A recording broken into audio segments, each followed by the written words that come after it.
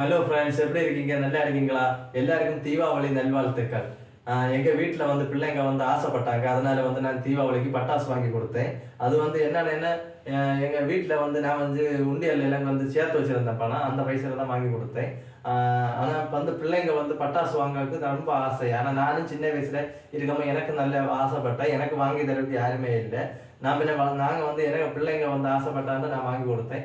உங்கள் பிள்ளைகளுக்கு வந்து ரஸ்ஸு பட்டாசு எல்லாம் வாங்கி கொடுத்து நீங்கள் வந்து பாதுகாப்பாக இந்த தீபாவளியை கொண்டாடணும் என்று நான் விரும்பியேன். நான் இந்த வீடியோ பிடிச்சிருந்தா லைக் பண்ணுங்கள், ஷேர் பண்ணுங்கள். நன்றி, வணக்கம், பாய்.